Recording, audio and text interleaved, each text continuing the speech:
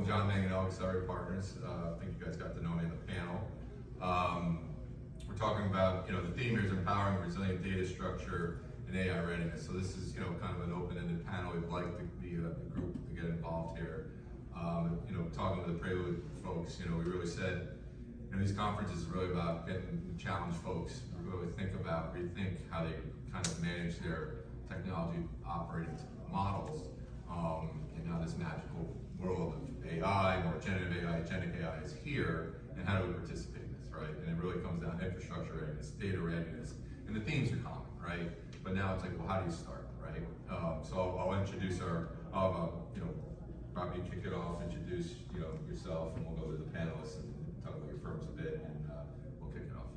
Thank you, appreciate you. Hey guys, thank you for spending some time with us. My name is Robby Gulri. I work for a company called RapidScale. I'm the often referred to as the head of janitorial services, also the channel CTO. The reason I'm called janitorial services is I spend a lot of time with customers trying to figure out how to really clean up their data. Ultimately, John mentioned it on stage earlier, bad data, bad AI, good data, generally good AI. So we get to spend a lot of time thinking through business problems, business outcomes that are desired, and what data is involved. And we get to not only build these models, we get to deploy these models and secure these models. So very happy to be here, and hopefully can learn and bring some value to this thing. I'm Steve Leaman. I'm with TierPoint. TierPoint is a hybrid MSP, meaning that what we really do is we help customers who have more traditional architectures and help them modernize and move towards more modern architectures in the public cloud and learn how to leverage more modern, like AI technologies in a safe and secure manner while they're still achieving what they need to get out of it, which is all business driven. Yeah, good afternoon, everybody. Kevin Sullivan, Principal Technology Consultant at XTIUM. So real quick show of hands, anybody in here familiar with XTIUM? Okay, 1, 2, we don't count. So anybody in here familiar with a company called Evolve IP? A couple more, not many. So XTIUM is a combination of two organizations that merged back in November of last year. Evolve IP, where we were a managed cloud services provider, so things like infrastructure hosting, disaster recovery, desktop as a service, unified communications, collaboration, and contact center. And we merged with a company called ATSG, who was headquartered out of New York, who was a full stack managed IT services provider. So now we have the ability to not only provide full stack of cloud solutions, but also all the managed services that get sprinkled on top of that, as well as managed services elsewhere in our customers' businesses. The reason we're here today in an AI conversation is one of the things that we do is offer an AI readiness assessment of our own. So working directly with customers, through partners, through agents, through other folks out there in consultative capacities to help customers approach, understand, and plan for AI adoption either now or in the future. So appreciate being on the panel today. So I think we go in the original panel, right? We're talking to people getting back to basics, foundational things, but it really, as we know, the data starts with the infrastructure. And what we're seeing is at times is, the technical debt is just, many corporations here are not a brand new build, right? They've iterated over time, code after code, platforms after platforms. So it can be in a sense intimidating, but I think we are at this big pivot with the ChatGPTs of the world storming the market, and anywhere from executive leaderships to the entry-level analysts saying like, wow, I'm getting some really great outcomes just making a basic query and maybe rewriting an email. So I truly do believe this is kind of an historic movement here. And if partnering with Prelude is, our job is to be advisors to everybody and kind of get past the stalemate, right? And some people are far along and then they hit like a road and go, I just don't know, I need some help. So our job is to help them. And that's why we brought some of our best in class suppliers here. So I'll kind of maybe kick it off to Robby and just talk about kind of the work you're seeing, where folks are and where you're trying to get them, and what are some of maybe the pitfalls. Because the last session we had, where the themes were pretty along, governance, the silos within businesses. But we're seeing now more collaboration, because now there was a debate on the panel that about cost reduction, right? But now actually AI can be more of a cost implementer, right? Because you can lower costs to drive better gross margins of the firm through AI. But that there's consistent themes here now, and I think we said going to this conference, we want to challenge people of like, do I have a plan Do I have it all figured out? And my internal team can figure it out, and from a division of labor and resources, where can we find some help? Yeah, all valid points. I'm in the luxurious position to travel all over the country and spend time with CIOs, CTOs, chief security officers in all kinds of industries, right? Not just, high tech, manufacturing, retail, healthcare, et cetera. And the first and foremost thing that I've found across every industry is, let's just level set on the definition of data, right? Data often is implied, it's a database, and that's absolutely true. But there's data, and structured and unstructured, sitting in all kinds of sources. It could be in YouTube file transcripts, it could be in PDF files that are sitting in a file server on SharePoint, it could be in your inbox. So the first and foremost part of the exercise is, let's define data, what it is, your data converged or enriched with third-party data. I'll talk more about that in a second. So that's the first thing. If we can get everybody to think through and agree on the definition of data, that honestly helps the project go a lot smoother. The second thing I'll say, what I've seen is, and we've built hundreds of models across all these verticals, they really are classified into 3 big buckets. I'm sort of generalizing here, but it's pretty spot on. Number 1 is prediction. Can I predict something before it's gonna happen? Manufacturing is a great vertical for this. Can I predict when a machine is gonna break before it does? We've been trying to solve that problem for a long time. Number 2 is personalization. Can I provide a personalized service? This is very common in healthcare. We did some work for healthcare for cancer treatment, sort of personalization. Taking this individual's persona and data and applying a very personalized service to this individual versus another individual. So personalization is the second thing after prediction. And the third thing is segmentation. Can I bucketize, if that's a word, these customers, these partners, these prospects into bucket A, bucket B, and bucket C? If I can do that, then guess what? I can be much more targeted in whatever service or approach that I'm trying to take. So personalization, segmentation, and prediction is what we see pretty much across the board. And I think over time, as the market evolves, the models evolves, the infrastructure evolves, we'll see a lot more nuances to all 3 of those things. Sure. So I'll kind of change up an old adage, right? There are 2 types of companies in the world today.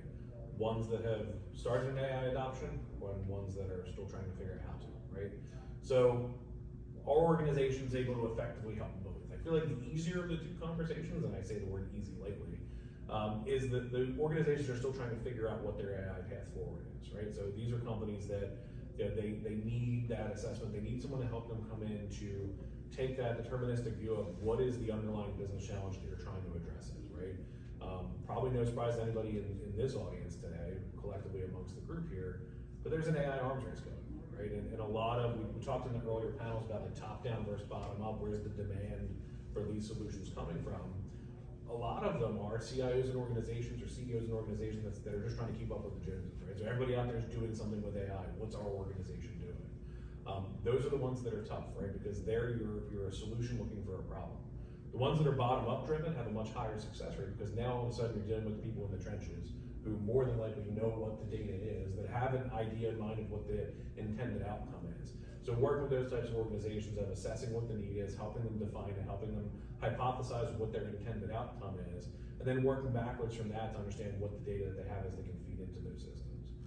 The harder of the 2 are organizations that have already started down this path, right? Because again, data, right? That's the word of the day in all these conversations. You think about artificial intelligence, there are 2 things that back it, right? A lot of data and a lot of compute processing power. When I think about those things in the context of what we do, I often think about cloud adoption, right? And there are 3 numbers that if I can leave you with today, I'll feel very, very happy. 83, 21, 60. 83% of CIOs who go to public cloud models anticipate repatriating some of that public cloud spend within the next 5 years. So you put something in an Azure, you put something in an AWS, you put something in a Google, 83% of the CIOs that are putting those things there intend to take some of it back before they even do the implementation. 21% of all public cloud workloads will be repatriated within 2025. So they expect 21% of all the workloads that go into public cloud will come back out.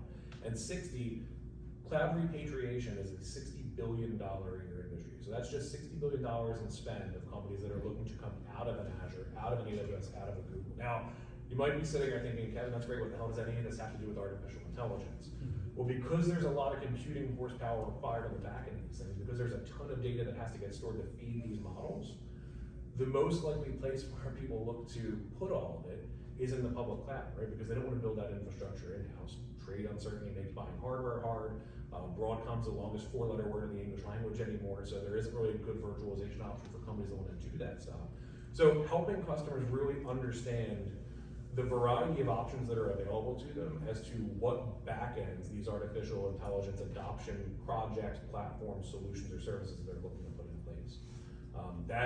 That's the much harder conversation, right? Because now you're talking about a lot of psychological shift and a lot of technology change for companies that may or may not be in a position budgetarily to move forward with it. That back and forth, moving a workload or an application stack between on-prem and public cloud is actually exacerbated by AI, because the LLMs that exist in the public cloud, because of their size and because of the amount of feeds that they have for training data, tend to be more robust than what you can do in a more individualized on-prem kind of approach. But that means that in order to be able to support organizations as they figure out how to navigate balancing the power versus the security of the data, that you have to go back to basics and you have to take a look at categorization. You have to take a look at securitization of all of that data, and to make sure that you're parsing it in a way, carving it up in a way that's going to be something that you can have maybe a public LLM take a portion of the workload, and a private instance of an LLM take a portion of the workload. But it comes back to the idea that paying attention to the data itself, understanding what it means, understanding who's got access to it and how it all correlates, is probably the most important beginning step you can make when you roll your sleeves up and start down this in order to start down. Yeah, the repatriation thing's interesting. I hate to say it, we've had a few folks cut and paste pretty big infrastructure into Azure. So I would think the driver is cost, right? And then we've gotten calls. I've got to talk to the CFO. The costs keep going up, and that is the thing, back to basics of having a thoughtful, long-term infrastructure strategy where your data lives, obviously. And I think our job here is to avoid the pitfalls. From a top-down approach, the good news is the executive leaderships are seeing, whether they go to their golf buddies, a conference, their corporate dinners, they're all kind of talking about AI. I want to actually talk about, well, what is AI?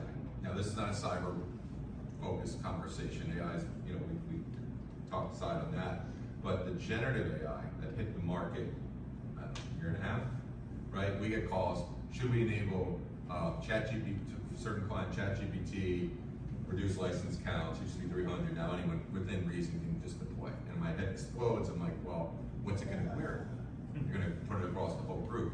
Chad, you're here, so there's interesting technologies we're really talking about now to make the attempt to get a proof of value and a win for a business unit. HR was one, sales and marketing is up, because now if you can just point the call it AI agent on a specific data set, you can get a win for the business, and then the business generally wants more. In parallel, we're still trying to get back to the foundational of our infrastructure strategy and what models, because you do get into the business side of it, right? Hyperscalers are generally an OpEx model, data centers generally somewhat of a CapEx model. Every business is different how they budget, but these are the things we're advising our clients to work towards, to have a strategy where certain workloads are. And there's generally a middle ground hybrid, right? If we're talking about IBM, if whatever, servers, that's a different conversation. But maybe Chad can throw in some of the things he's seeing in the market. Yeah, I think, a majority of my conversations are based around just that. I've had a couple of wins recently with some medium-sized businesses that are leveraging just AI around HR because it's a repeatable task. It's common questions. It more or less think of it this way as replacing an FAQ on a website with a chatbot that's the ability for an employee to go in and say, oh, I need to update my W-4, how do I do that? Instead of Frank or Susie answering a call and then sending an email and then having follow-up questions about that, you can eliminate all of that and have Frank and Susie work on other important things to the business and have that as just a basic interaction from that standpoint. And again, John brought up a great point when we were talking about that in the last group was, you know what, I've got this, but we don't want this to be a hodgepodge of, hey, I've got this chatbot over here and I've got this AI over here and I've got this. You want to look at it as, yes, it's an entree for the company into AI, but what's the bigger picture? What's the roadmap? And I think that's where a lot of us look to kind of get a better view and a buy-in from the company. You guys can speak to that more because that's your side of the business. But how does that look? Instead of a patchwork of a bunch of different little bits and pieces, what does a holistic approach look like for AI leveraged in organizations? Yeah, and I did throw it over the panel and then we can chime in here. It's really a bit of a analysis by paralysis, right? There's a bit of like, we have a foundational model. Those folks get warehousing, WAGs, ETL processes. That version of that's gonna converge, right? And I'm not saying just unend your model now, but I think it's time to have like the forward-thinking game plan. And maybe you guys can just walk through some use cases of some of the, regardless of vertical, but like what you're seeing and some wins, if you will. Because this can get negative. I joke, it's like you get so excited, like where do I start? It's like I'm nervous to present a plan to executive leadership, and what happens if it fails, my neck on the line. I'm saying, well, that's not an answer either. You do have a great opportunity now because we're well past the year in, and there are some real good business outcomes here. And it's understanding the company you're at. You're going like, we're selling a widget, we're selling a service, and wow, now technology can be more of a driver for the business. You actually have I would say a better seat at the table. So maybe you guys can just touch on some of those topics. Yeah, I think a couple of things. One is, you asked a really interesting question. What is AI? I actually presented this to a board recently, kind of just basic definitional stuff. And I said, there's a lot of confusion out there about what is AI, what is generative AI. I explained it this way. If this helps, with your audiences, please feel free to borrow or take it. If you have a coffee machine, you know what I'm talking about. At night, you set a timer for it to brew your coffee at 6 or 7 in the morning when you get up, right? That's a form of automation. You, as a human, touched the coffee machine. You automated it to start at 6, and it's ready for you to basically drink when you're up, right? That's automation. So a lot of companies are, frankly, confusing automation with AI, and we've been trying to do automation a lot of these processes for a long time, ever since I've been in technology for years and years. That's automation. Number 2 is if the coffee machine gets a little bit of intelligence and says, you know what, over the last month, John, I recognize that you get up between 6:04 and 6:17 a.m. So I'm just going to go ahead and start the coffee machine for you. That's now the next step. That's sort of artificial intelligence. The machine has gotten a little bit more intelligent and recognized based on a pattern, based on data, that John gets up around this time. Basically, that's kind of the next level. Let's take that one step forward. You say, okay, John, I recognize that you get up between 6:04 and 6:17, but based on you, your age, your persona, your socioeconomic status, and where you live, I did an analysis of everybody like you all over the world, and guess what? I'm going to create a flavor that you're absolutely going to love, right? That's sort of the generative AI. Now, when I explained it that way, people were like, well, that makes sense. So automation, general AI to more automated AI. To give you an example of a typical use case, so a logistics company, shipping company came to us and said, look, we want to be able to predict when a ship is going to arrive on port before it does, right? I didn't even know what a demurrage fee was. I don't know if you guys know what a demurrage fee is, but it's the hourly rate that a ship gets charged for every hour the ship is on port. New York is different than Baltimore, Baltimore is different than Savannah, Savannah is different than Long Beach, so every big port in America has its own rates, about $30,000 to $50,000 an hour. So it is very cost prohibitive for that ship to stay on port. So they said, look, even if I can predict within 5 minutes when a ship is going to arrive, guess what? I can send my trucks, I can send my offloaders, I can send my physical laborers to get the products off of the ship, and that's just a life changer, a game changer for me. And so if you think about the data that was involved to build that model, it's not just the shipping data, the IoT data, it's the oceanic data, weather data, altitude data. There's all kinds of data sets that basically go into building that model. And that's just one of many examples of prediction that we've been able to enable for various industries. It sounds very familiar. We have a customer of ours who they manufacture and lease trailers. You've most likely seen them on the road. Can't tell who they are, and there are a number of them out there. So I'm probably not giving too much away. But understanding mean time between failure for parts on those trailers is unbelievably important for this firm. And so a large portion of their compute in a more traditional kind of architecture is associated with trying to track not just the wear and tear on these trailers, but whether or not insurance is worthwhile on a particular trailer, or what the cost is going to be to replace it versus repair it. So all of these, the business really runs on this particular set of data. And as they bring in new kinds of data, weather patterns, road conditions, the routes that these drivers have to take with their trailers, it gets more and more complex, and they need to start thinking, they needed to start thinking about different kinds of models instead of something that was laser focused on just what they had. They needed to think bigger in order to be able to understand that there are correlative patterns that they haven't thought about yet, and they know that it's out there. And so a lot of this is discovery for them, but it comes back to the idea that they had to understand their data to begin with, and it had to be in a form that was easily consumable by the engines that they were going to point at this data.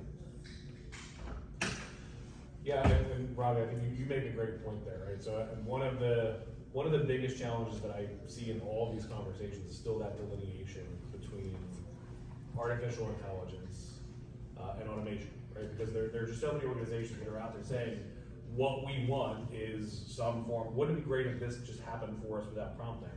And in many cases that ends up being automation, and I love the coffee maker example, but the fundamental difference to me is just, one is based solely on a set of predefined rules that have to be followed verbatim, and the other leaves room for interpretation. So artificial intelligence is, hey, there's room for interpretation. Let's get creative with the way that you establish what these variable rules are that may change over time, versus here's one set of very specific instructions you have to follow. As far as use cases, one of the things I love, and not to make this a security conversation, I'm not going to go down that path, but we have customers that are looking or interested in doing this artificial assessment service, and raise the issue that, Chad, I think you brought up, which is, where can we find an easy win that at least makes this internally sellable, right? I love being able to come back and tell them, well, you guys are already doing it. What do you mean we're already leveraging artificial intelligence? How do you think your NSOC works, right? You have all these different security solutions scattered throughout your organization that are feeding all of this data into one single MDR platform that's sitting over top of it, right? And what's one of the biggest challenges in the security space? Talk about paralysis by analysis, right? That's absolutely one of the main things in the security space. If you have all of this noise, all of this chatter being generated from alerts from this system, that system, everything in there, and your security analysts literally do not have enough time in the day to go chasing all these things down. So you're leveraging artificial intelligence engines that run in these MDR platforms to make sure that the cream rises and the wheat gets cut, right? So we make sure that we let them into how they're already leveraging AI within their organizations that might not be evident to them because it's not a standalone AI project that they put in place, but it's already at the heart of what you're doing from a security perspective. It's already at the heart of what you're doing from a remote monitoring management perspective, from an infrastructure perspective, from a digital employee experience perspective, in whatever end user computing solution you're leveraging. So I think that's a really, really easy use case to establish is take a creative reinterpretation of what they're already doing from an IT perspective, find where AI leverages in those systems, and come back to them and let them know that. And it might ease some of those concerns that they have of like, oh my God, this is this new big scary thing. It probably isn't. You're more than likely using this in some facet of your business already today. I think, I touched on the panel, I think you've got to come with the proof of value, right? If you talk to your business groups, and whether on the IT operator side or more a part of the business, the silos are breaking down, and I think what we're excited to see is like this panel a year ago, I didn't even know what this conversation would be like. It's here. But the data normalization, anyone goes through the warehouse detail process, and sometimes we see it getting over-architected, it's too complicated, there's too much labor division of labor internally utilized on it. I think the future, if we're being realistic, where this is even 2 to 3 years from now, those barriers are molding, right? The hyperscalers is an arms race, right? If someone's a big Microsoft 365 Azure shop, right, there's a thesis there.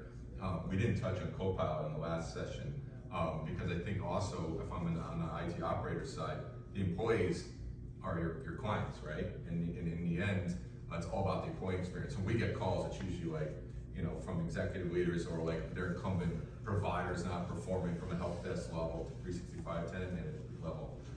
So we're taking a step back going, well, we've had business outcomes, wish lists that we want to enable. Can we do that? And now what's so exciting, I get out of bed every morning, I think everyone here does, is we have a story to tell now. There's that democratization of technology is so rapid right now, right? Started, Exchange went to the cloud. I still have conversations with the file server, which was important. But I think now, like we said in kind of the theme of this conference, is to challenge folks to, when I mean think differently, I'm not by any means saying your current model is not working for you and right, but just think, we know where this is going, and how am I going to prepare the business to get to where the AI readiness part, where we can really start implementing some change and getting some quicker wins. It's like interesting, guys know me where I live up in Connecticut, like I'm like the Geek Squad tech guy. I am not as technical as these guys. So just like, well, what do you think of AI? And like, we're gonna all be able to work. I'm like, well, how much do you work? Like I work, most people work hard in the Northeast. I'm like, wouldn't that be great if we can just cut 10 hours of nonsense out of your week and you can see your family or do some biking or golfing or whatever you do. So I think this is a really opportune time to actually start evolving the operating model, and where the data, and the enterprise data management story has been really complicated. The big four is in the market at the enterprise for some time. The typical folks here are that sophisticated SMB, middle market client that didn't think they had the resources to achieve it. That's slowly getting debunked, right? And that's why our model is to bring these best-in-class suppliers to say, well, there's a way to start. So maybe folks, we can just kind of evolve the conversation about how would you start and what are some of the pitfalls? Because back to our keynote speaker, there's opportunity for failure. There certainly is, but that's back to analysis by paralysis. We're going to use that too much today, but you got to start taking a shot at it. And I do think back to starting with the business group, especially even on the revenue side or the operation side. You're either increasing revenue or lowering costs. But now, the old days of lowering costs was just slash your budget. Well, how, right? IT staff, cut back OEM solutions. So we do see a lot of, I do believe in a consolidation play. There is a sprawl of technology solutions because it was a different world back 3 years ago. So there is a simplification to this, but maybe this panel can just kind of elaborate on some of the work they're doing and how they're helping clients get to a kind of a thesis around that. Well, with Copilot in particular, especially Copilot with M365, I think I can probably speak for everybody up here if I tell you that if you're not looking at Purview as something that you need to look at in advance of Copilot RapidScale, because that is a tool that will be, and it doesn't have to be Purview, it can be any information protection kind of suite, something to label all of that data that's going to now be available to everybody who's got a Copilot and can ask questions, and making sure that you've got a handle on that data first before you enable Copilot is critical for making sure you're successful on letting your customers and your end users figure out how to use this in the first place. And Copilot's great for letting an end user get their feet wet on how to ask questions, how to shape their prompts, and how to get meaningful feedback and use that meaningful feedback from these engines. So I would say that some form of information protection, Purview is a great example of it, would be required before I would want to turn Copilot. Agree with that. I think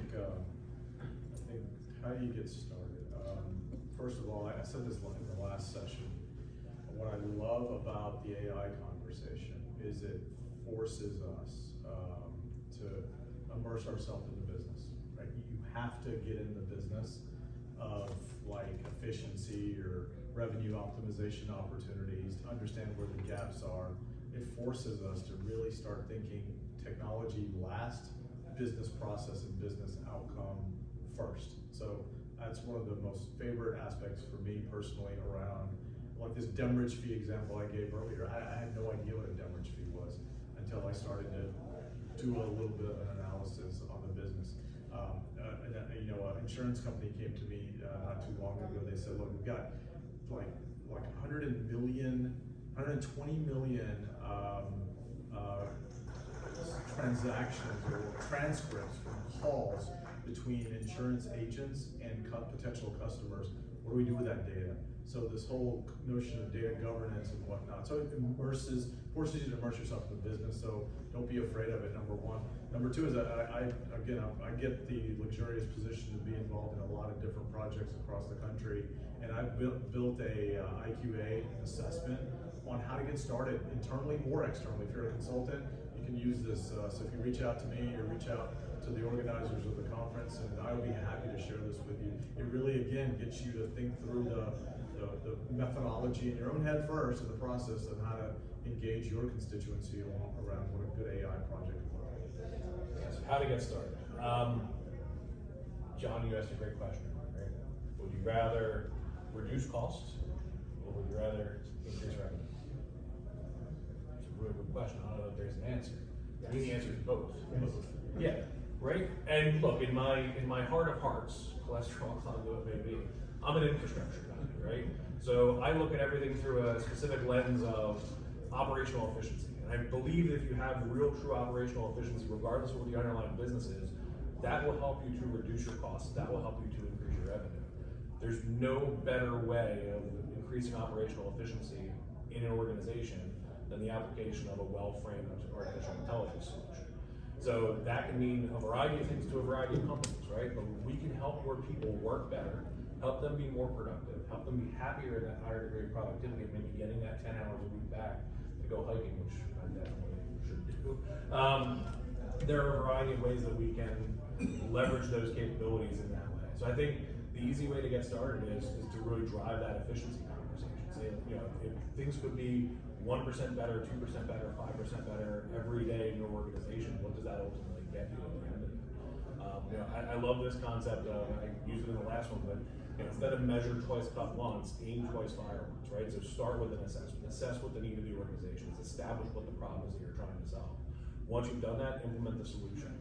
But guess what? You're not done, right? Once you've implemented the solution, you monitor it. Once you monitor it, that data is useless unless it's analyzed. So then you analyze that data. Once you've analyzed that data, you integrate whatever changes you need to make based on what that analysis tells you, and then you manage it in an ongoing capacity going forward. So assess, implement, monitor, analyze, integrate, manage. And what does that mean? That means that you as an IT consultant or a partner or a trusted advisor of that business, not only are you deeply entrenched in the business, like Robby said, but now it's also an ongoing constant life cycle of management that allows you to retain that level of involvement in the business, that allows you to further solidify that relationship with your client, and that allows you to stay relevant as the underlying technology and even the underlying business changes over time. So I think, again, a lot of opportunity out there, a lot of ways that you can engage in those conversations, but efficiency to me is really at the core of everything that we're talking about.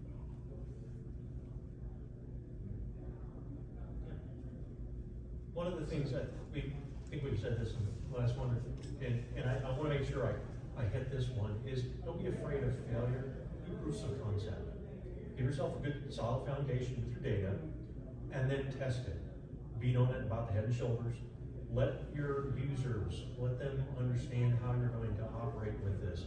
Ask a question. Find something that is small in scope to test out your hypotheses here, and work towards creating a solution that is aimed at solving that problem or answering that question. And don't be afraid if you fail. Probably you're going to the first time. That's fine. It's going to teach you the lessons that you need in order to eventually start answering these questions that you have with this new tool.